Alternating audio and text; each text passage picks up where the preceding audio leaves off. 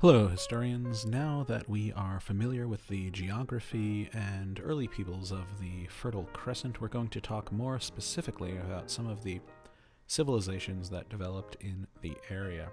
So, when we talk about ancient Mesopotamia, we are talking about an area of land. We're not talking about just one civilization.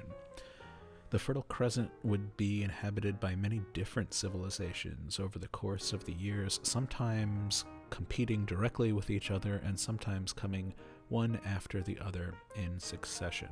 But the very first major advanced society to develop in the area we call the Sumerians, or the Sumerian civilization. Many historians will say this is actually the world's first civilization, and by some metrics, that's certainly right. It's one of the earliest civilizations to achieve a high level of urbanization, one of the first civilizations to achieve writing. Many of the marks of what we consider a civilization today, we have the first examples of these things in ancient Sumer. So there's certainly some merit to this being the oldest civilization. Certainly people existed for many thousands of years in different configurations prior to this, but in terms of a recognizable civilization that we have specific artifacts and writing from today, you can't go wrong saying the Sumerians were certainly among the first. So much so that we don't really know much about where they came from, or when they moved into the region. Other later civilizations we know from whence they came, right? So later on, when the Akkadians show up, we'll know that they're coming from the north because we'll have Sumerian accounts of their arrival, but we don't have any real information on where Sumerians were from before they were living in the area.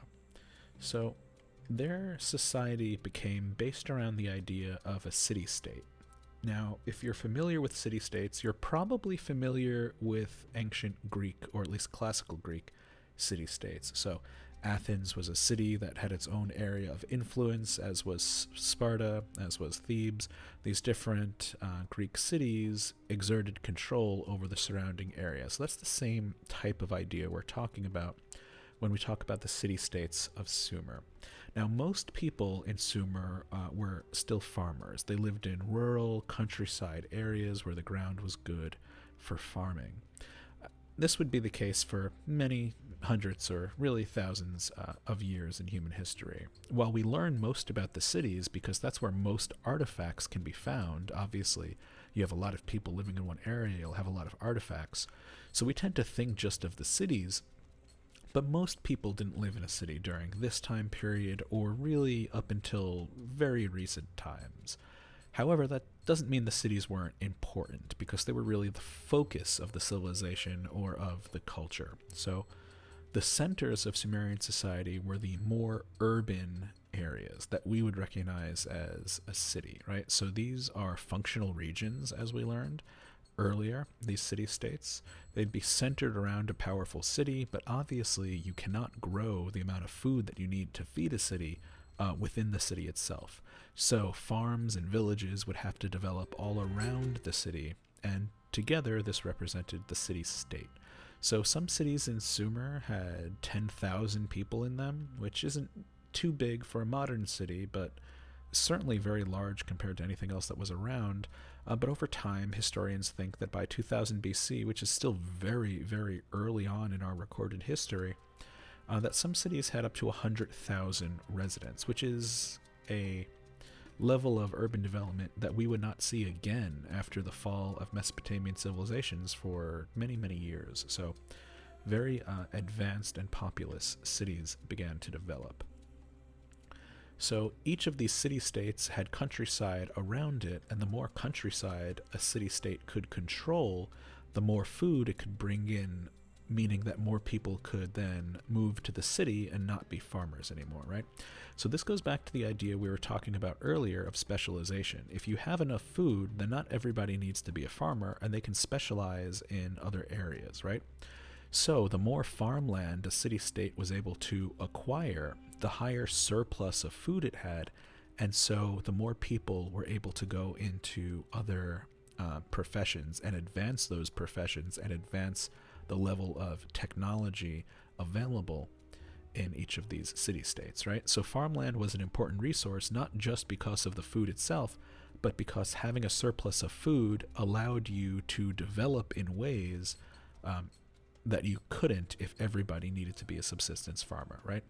So in order to defend all of this countryside, each city-state would develop its own military, and stronger city-states controlled larger areas than small ones. So in practice, it's not like every city-state fought every other one. After all, even if you're a pretty strong city-state and you attack a weaker one, you're still going to lose something in that war. And so if you can manage instead an agreement where some people pay tribute to others and they say, okay, you're technically in charge, you're technically the king or whatever, we'll pay you taxes or we'll pay you tribute if you kind of just leave us alone, right?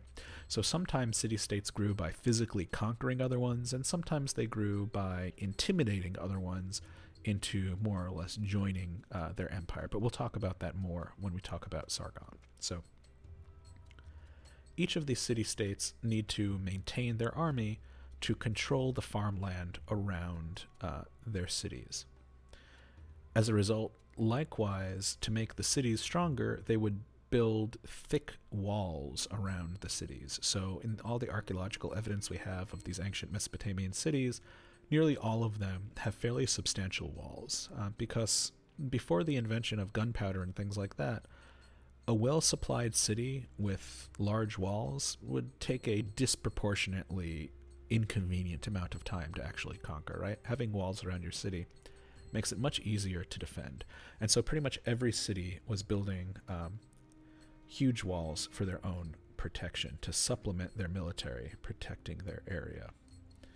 Some city-states that were directly along the Tigris or Euphrates River also became important centers for trade, and they were able to export things up and down the river from as far away as North Africa or as far away as Afghanistan in the other direction.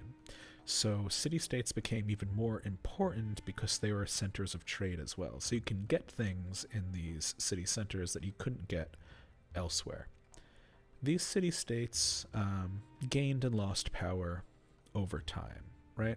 So in the many thousands of years that we constitute the Sumerian civilization, different cities rose and different cities fell, right? So one of the earlier cities that we know of, Kish, became very popular around 3500 BC.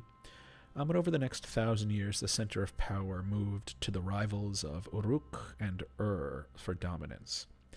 One of Uruk's kings, known as Gilgamesh, became a legendary figure in Sumerian literature. So I want to point out that the reason this is so important is not just because of the particular story of Gilgamesh, although it's a very interesting story if you like ancient myths and things. We'll talk more about Gilgamesh later. But it's most notable in that it's actually the first piece of literature that we have, right? It's not simply an account of a real king. It is a story of a half-king, half-divine figure who basically has to, go on a series of quests, as you often do in mythology, right? So much like the myth of Hercules or something like that, we have somebody who's half god, half mortal, and who has to go on a quest to aid humanity in some way. So Gilgamesh is like the first figure in literature that we know of specifically, predating anything else we really know of. But the fact that they had literature at all shows how advanced the Sumerians were, because in order to have literature, you need to have writing, and that's no small task to develop as a civilization. So we'll get into the importance of that later on. So as these Sumerian city-states kind of go back and forth, it's not that they're the only people in the area. So we'll discuss the rise of the Akkadian Empire. They were also based around the Tigris and Euphrates River, populated by a people that we'll call Akkadians today, and they lived to the north of Sumer, but they were not Sumerians. They didn't consider themselves just one of the city-states. They even spoke a different language, right? So the Akkadians and the Sumerians did live side by side for a number of years, However, in about 2300 BC, we have the emergence of the leader Sargon, who would be known as variously Sargon the Great, or many different other things. And he sought to really expand Akkadian territory. He built a new capital, creatively named Akkad, or Akkad, on the Euphrates River, pretty close to what is now the modern city of Baghdad. So it's interesting that one of the most important modern cities in the area was really the same general location as historically important cities like Akkad or Babylon, which we'll talk about later on. Sargon was the first ruler to have a permanent army that he used to actually launch wars against other kingdoms, right? So in most of these city-states, the armies were not permanent. They would call up the armies to defend the city-state when they needed to, or to go on a certain mission, or to attack a certain other country. But the vast majority of the time, there was not a standing army. Instead, people were farming, they were doing other stuff, and they took up their weapons when the king commanded it. But Sargon had a permanent professional army, so you had people whose job it was to be soldiers, and they practiced being soldiers, and that was their main task. And so it's not surprising that they got pretty good at it, right? So Sargon's soldiers managed to defeat all of the city-states of Sumer.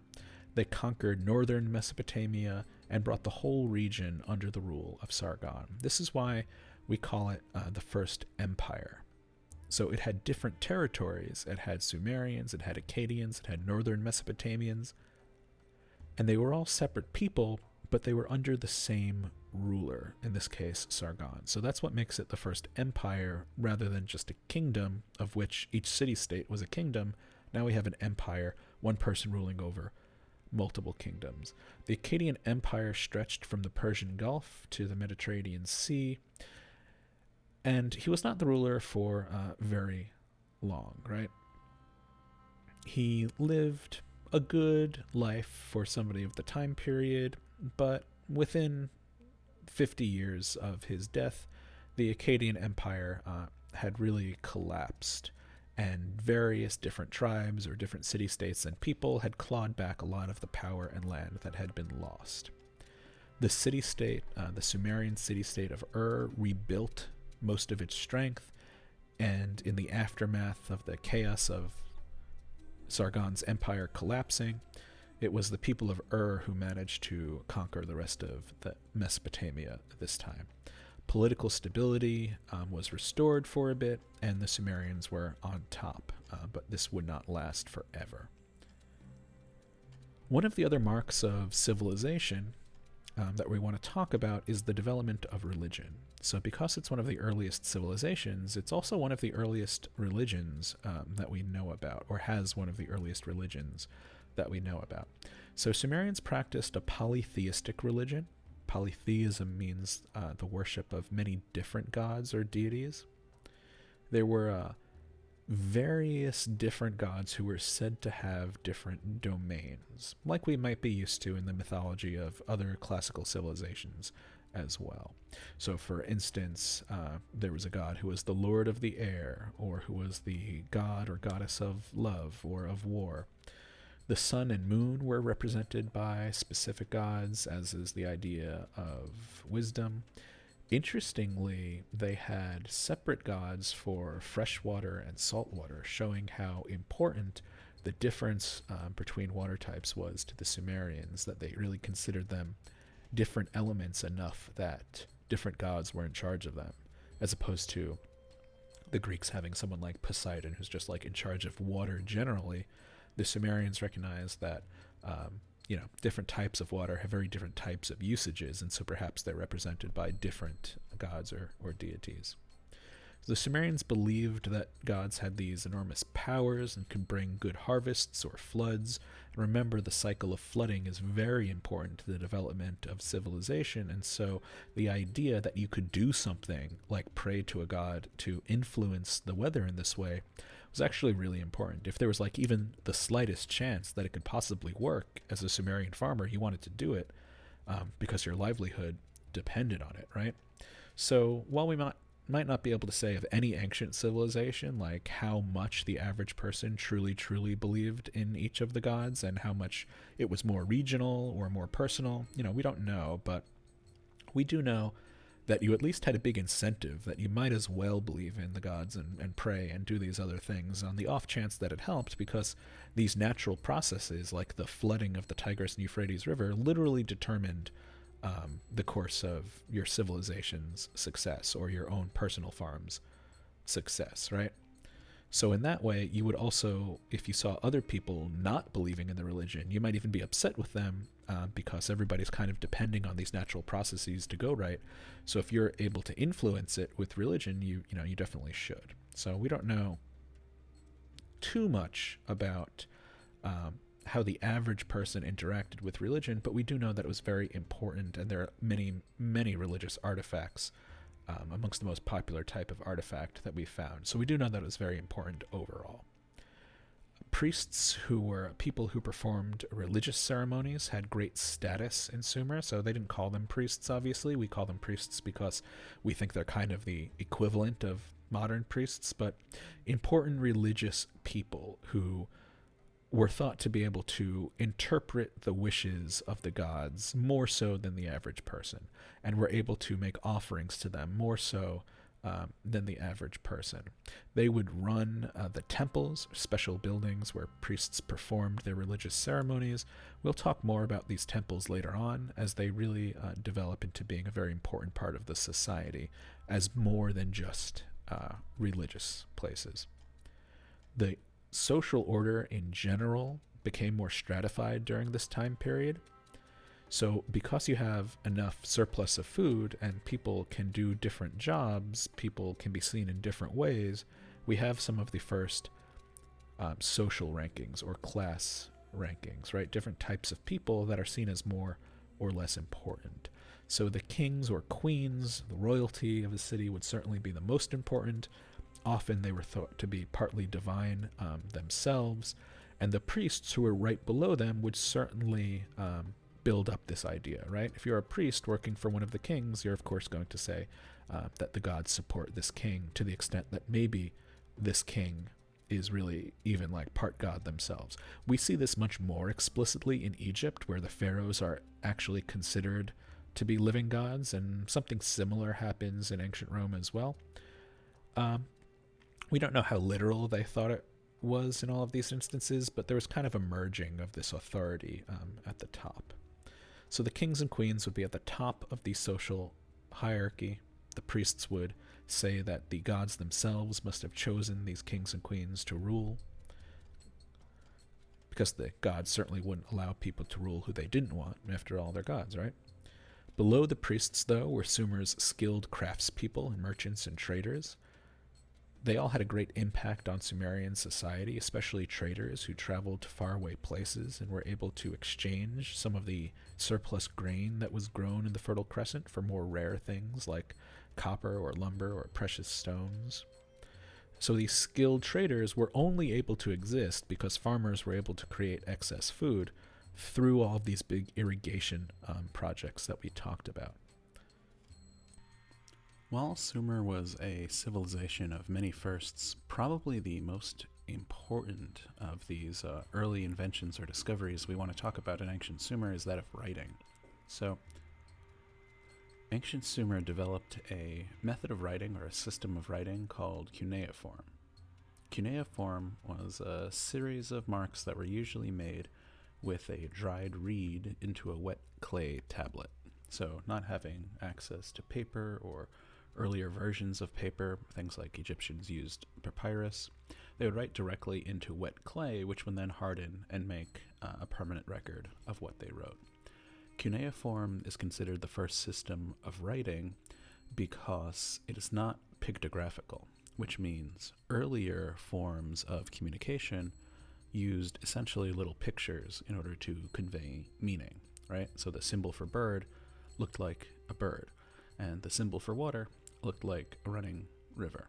And you could only get so complicated with these ideas, right? When you're trying to communicate a complex idea through pictures, a lot can get lost in translation. But cuneiform is actually a phonetic way of writing, meaning that the symbols relate to sounds rather than to actual things. So you can combine the symbols in a bunch of ways and be able to write many more words with much more complex meanings, right? So earlier, they did have specific meanings attached to specific symbols, but as cuneiform developed over the course of Sumerian civilization, the symbols became more abstract and became closer to something like we would call letters today. Now, the ability to read and write was not even across all of ancient Sumeria. It took a long time to learn and to perfect, and so you needed a specialist whose job it was really to learn to read and write appropriately. So these people were called scribes, and scribes would be hired to document anything that needed documentation. So the earliest works in cuneiform that we have are mostly business transactions. So merchants or traders would hire a scribe to help keep track of all of their accounts, right? You would say who owes who what prices different things are selling for, all of that kind of business information. Also, it kept contracts as well. So if people agreed on a business arrangement, a scribe could write up sort of an early contract saying what the business arrangement was, so that if it was violated, they can then, go to the king or whatever official is relevant to receive justice for the broken contract, right? So being able to agree to things in writing and being able to keep track of accounts in writing was really important for early, essentially, business. But scribes worked for the government as well. So when the government produced a law or anything that it needed to communicate to citizens, scribes would write that, and then it could be distributed across either the city or the city-state or even the empire. This is important because it means that laws aren't transmitted through word of mouth, right? It's not somebody saying, oh, the law over here is this. You could actually write it down, and everybody can see it so that you know it's fair. Everybody's looking at the same thing. It's the same law in all the places because it's written down and distributed rather than told from person to person. Sumerians realized pretty early on the importance of writing, and so schools were not an uncommon thing in Sumerian city-states. They were actually even not too far from what we would probably picture in terms of a school, someplace where you really went to learn to read or write, where you went when you were sort of younger, before you were helping in the fields or anything like that. Certainly not everybody, or even close to everybody, learned to read or write, but it was at least an option that even relatively average people could learn, which wouldn't be the case in a lot of other civilizations that developed writing. But writing wasn't only used for these sort of business and government ideas. Writing was also used for what we use a lot of writing for, which is actually art. So developing works of fiction, poetry, all of these things could be recorded now that we had writing. So they were able to record their own history, for example. So they wrote poems about their military victories or about their great cities. And that's how we have a lot of information that we wouldn't have had if they didn't have the ability to write it down. Some of these longer poems became called what we would call epics today, so stories of heroes like you might be familiar with from ancient Greece or Rome. The Epic of Gilgamesh was probably the most important of these stories, the story of the legendary Sumerian king Gilgamesh and his quest variously to achieve immortality or understand the meaning of life itself. But either way, a hero who goes on an adventure and overcomes obstacles, really the first version of that story, which so many other stories would follow in the footprints of, is written down for the first time in ancient Sumer. Writing, of course, wasn't the only notable advance that we have from the Sumerians. Equally up there with writing has to be the invention of the wheel. Sumeria is the first civilization we have archaeological evidence of using wheels, so they would be able to use wheels to not only use wagons and carts and things more effectively, which was very important for transporting the mud bricks that they used to build their buildings from the sites where they would form the mud at the rivers all the way to the cities, so it made that a lot easier. But wheels also were really important for pottery, so today we have the idea of a potter's wheel, and it spins and you're able to throw a pot or a jar or a bowl more effectively. these were invented in ancient Sumer as well, and it enabled them to create a lot of interesting and useful ceramics that made life a lot easier. So you could, store water more effectively if you were able to create a really large jar. You could store grain for the off-season if you're able to create containers through your ceramics that are appropriate for that. So it really increased the flexibility of the things that they could build. They also invented the plow. It's the first archaeological example we have of a plow. So a plow would be something dragged behind either people or domesticated animals, if any were available. And it would kind of turn the soil over, so you dig up the underlayers of the soil and move them on top. And this way the nutrients that were locked too far below the surface get turned up and the plants are able to be more successful. So agriculture, along with everything they did in terms of irrigation, was also improved by their plow technology. They were among the first people in the world to build sailboats, so we don't know that they were the absolute first. But while a lot of the transportation that they engaged in on the rivers was with oars or poles, they also invented sailboats as well. So they figured out how to use sails to harness the power of the wind so that their ships could move more efficiently. And they were able to trade greater distances by using these sails. The cities themselves were advanced in a number of ways. They had rudimentary sewers, so if you had 100,000 people all living in the same city, you obviously needed some sort of hygienic system, and they were able to build sewers under city streets, something that wouldn't really show up again for many hundreds or even thousands of years in some other civilizations. They invented a clock that used falling water to measure time, so realizing that water always flows at the same rate in the same circumstance. Sumerians were able to create tools out of bronze, which is why we call them a Bronze Age civilization. Bronze tools being much more efficient than stone tools in construction.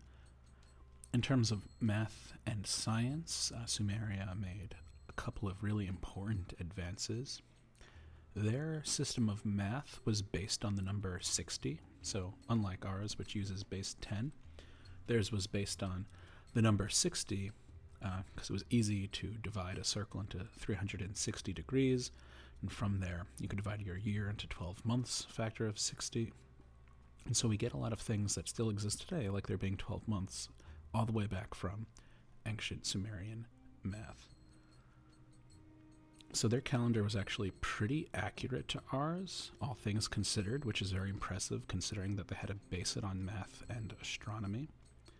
In terms of science, we have cuneiform records of descriptions of all the various types of plants, animals, and minerals that would have been available in the area, so it's clear that they studied their environment very carefully and in a methodical sort of way, so they understood the properties of each plant and wrote it down so that they can build their knowledge in that way as well. One of the most important ways that we know about ancient Sumeria today is actually through their art and architecture. Obviously, for a couple of reasons. One, if you're creating art and architecture, you're also creating artifacts, right? So your architecture is something that's likely to have the best shot at making it through these thousands of years. If you construct a big temple or some such, the odds that that's going to remain intact higher than, a particular jar of pottery or whatever. So we have really important artifacts, but also because art says something about the people who create it, right? The type of art that people create says something about the society that they're from. We have Sumerians themselves telling us what is important to them during their lifetimes, right? Because that's what they create their art to represent. So in terms of architecture, rulers would live in larger palaces, as is probably to be expected. Most homes in a city were pretty standardized because it was easy to construct them if you constructed them in sort of the same way. So wealthier people might have had a bit of a bigger house, but it still would have been pretty similar to all the others. One of the important features of domestic architecture in Sumer was that houses were built around a small courtyard so that people inside would still have access to the outside, but in a private sort of way. We see courtyard-based development in a lot of ancient civilizations because it's just very useful during the time period to have access to the outdoors. Probably the thing that dominated the center of these cities, though, were the temples. So the temples, which we refer to today as ziggurats, are large pyramid-shaped towers that could rise significantly above the other buildings in a city, right? So think of a pyramid, but a layered or stepped pyramid, and that's a ziggurat. Ziggurats would be massive construction projects which would dwarf other things in the city to show their importance. They had staircases which led to the very top where there would be a shrine. Usually it would be devoted to a particular god or goddess based on the city. So each city kind of had a patron god or a god that they were particularly devoted to. And so the main ziggurat of the city might be devoted to that god, and the shrine on top would be for making sacrifices or performing other religious ceremonies in their name. These temples ended up being incredibly important for Sumerian society because they took on more than just a religious role. We'll get more into that in the agriculture of ancient Mesopotamia packet. But the temples really became the center of not just religious life, but also economic life in these cities. The temples were big institutions that played an important role in being able to organize regional agriculture, work, and defense. So there was a real uniting of politics and religion during the time period. Probably the most famous type of artifact that we have from ancient Sumeria are seal cylinders. So seal cylinders are essentially small stone cylinders that have designs engraved in them, which are pretty hard to do because the cylinders aren't that big. So you need to be very skilled in order to create an intricate design engraved on them. And when you took this cylinder and you rolled it over wet clay, it would leave behind the imprint of what you carved, right? So each seal would leave its own distinct imprint because they were carved with different things. And as a result, each of these cylinders was personal to the person who made it, or at least to the person who it was made for. So this is essentially like a super early photocopier. You make something on your cylinder, and then you can create as many copies as you would like quickly by rolling it across clay. This is useful for a lot of different things. So, for example, cylinder seals were used to sign documents, right? So you would write out the contract on a clay tablet, and then each person would roll their seal over it in order to sign it. Or you can use it as labels, all right? So if you made one that essentially said, like, this is wheat, you would then roll it on your pots where you're going to store wheat as like a way of making labels, which was very useful for early trade. So these seal cylinders had a lot of practical functions, but they were also used just artistically, and designs were carved into them or representations of daily life. There were other types of art as well. So jewelers in the region were able to work gold, silver, and gemstones into jewelry. Some of the earliest decorative jewelry we have is from this time period, and it actually takes a lot of metalworking knowledge to be able to figure out how to make some of this impressive jewelry. So we know not only is it useful for art, but it was probably useful for a number of different types of crafts to learn how to work with metal in such a detailed way. So there's obviously a lot more to it than that, and we'll dive into Sumerian art and architecture more probably during a later session. So that's kind of an overview of the Sumerian people and a little bit of the Akkadians thrown in there. Main takeaways that we want from Sumeria are definitely the process of urbanization and the development of a city-state. So how surplus generated food leads to specialization of labor and ultimately to the construction of larger cities, and then how those cities tend to command the areas around them, creating a city-state, with these city-states then vying for more land and more power. We have the invention of the concept of an empire with the Empire of Sargon, who conquered various regions and allowed them to rule themselves as long as they were loyal to Sargon overall. And perhaps most importantly, we have the development of writing with cuneiform. Cuneiform being useful not only for practical things like business transactions, but also for artistic things and historic things like writing down histories, writing down legends, even writing down stories and poems. Cuneiform really was one of the most important inventions that we know of, probably in human history, along with the other instances where writing developed around the world. So, we'll definitely take a closer look at the Sumerians as we go, but this is our overview for now, so I'll see you next time.